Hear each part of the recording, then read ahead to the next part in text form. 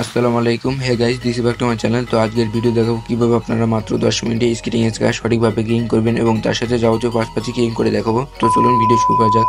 তো আপনারা আমার হাতে যে স্ক্রিনে দেখতে পাচ্ছেন এটি ফুলফুল স্কেটিং। তো অতিরিক্ত ধুলাবালি জমার কারণে এটি জাম হয়ে গেছে, যার কারণে স্পিডে এটা ঘুরতে চাই না। তো আপনাদের ক্যামেরার সামনে দেখাই কি পরিমাণ জাম হয়েছে। তো দেখতে পাচ্ছেন কি পরিমাণ ধুলাবালি জমে গেছে ব্রাইংয়ের ভিতরে।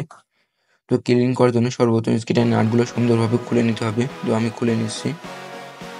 তো আমার স্কেটিং নাটগুলো খোলা শেষ হয়ে গেছে। তো এটার চাকার সাইজ 110 এবং এটার প্রবলেমের জন্য এটি আলাদাভাবে ক্লিন করতে হবে। এটার পেস কেটে গেছে।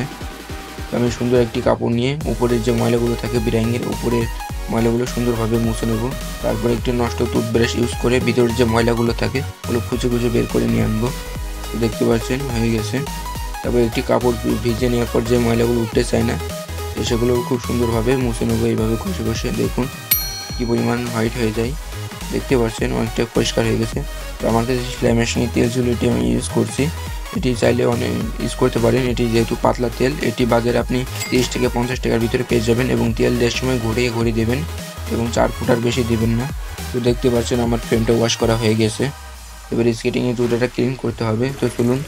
তো আমি সর্বপ্রথম পানি দিয়ে সুন্দরভাবে ভিজে নিলাম, তারপরে হুইল পাউডার দিয়ে ছিটিয়ে নিলাম। তো আপনারা হুইল পাউডার দিয়ে ওয়াশ করবেন, তাহলে ভালো হবে। কালো দাগ এবং হলুদ দাগ রিমুভ করতে খুব সাহায্য করে। তো আমি সুন্দরভাবে টুথব্রাশ দিয়ে ঘষে ঘষে ময়লাগুলো ক্লিন করে নিলাম। তো দেখতে পাচ্ছেন আপনারা একদম নতুনের মতো হয়ে গেছে।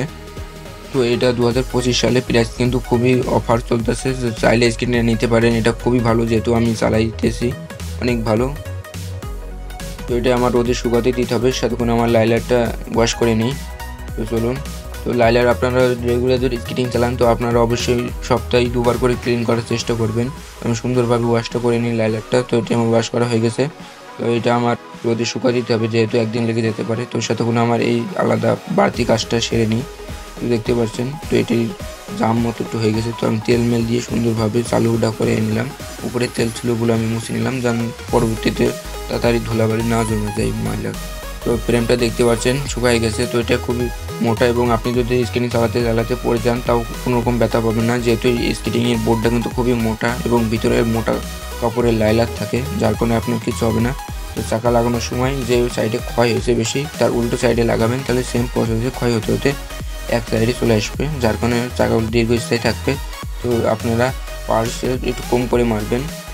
ওই ব্রেকটা মারার কারণে একটু বেশি ক্ষয় হয়ে থাকে, অন্যান্য ব্রেক মারার চেষ্টা করবেন এবং ফাঁকা জায়গায় বেশি স্কেটিং চালাবেন।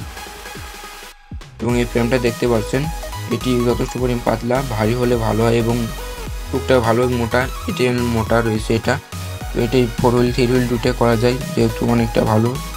এটা পরে গেলেও ভাঙবে না, যেহেতু অনেক কিছু থেকে ঝাপটা মারা হয়, ফাটা না। যেমন সুন্দরভাবে চাকা নাটগুলো লাগিয়ে নিলাম। দেখতে পাচ্ছেন অনেক স্মুথ হয়ে গেছে এবং কোনো সাউন্ড হইতেছে না। তো দেখুন একদম নতুনের মতো হয়ে গেছে। তো চাইলে আপনারা এইভাবে ওয়াশ করবেন খুব সুন্দরভাবে। এবং আমি স্কেটিং করার সময় এগুলো দিই, ভাইব্রেট হতে সাহায্য করে। তো দেখতে পাচ্ছেন একটি ফোম বা আপনারা যে কোনো একটি নরম কিছু দিতে পারেন যদি আপনারা এগুলো করেন। তো একদিন পর দেখতে পাচ্ছেন দুপুরবেলা করে শুকায় গেছে অনেকটাই, খুবই গরম। তো আমার এবারে স্কেটিংয়ের ভিতরে ঢুকাই দিতে হবে। স্কেটিংয়ের বোর্ডটা দেখুন কী পরিমাণ পরিষ্কার এবং শক্ত করতেছে, মনে হচ্ছে একদম নতুন আজকে কিনে আনলাম। তো সুন্দরভাবে স্ক্রিনে লাগাই দিলাম লাইলারটা, দেখুন একদম নতুন কন্ডিশনার। তো ভিডিও ভালো লাগলে চ্যানেলটি সাবস্ক্রাইব করে দেবেন এবং পাশে থেকে বেল আইকনটি অন করে দেবেন এরকম পরবর্তী ভিডিও পাওয়ার জন্য।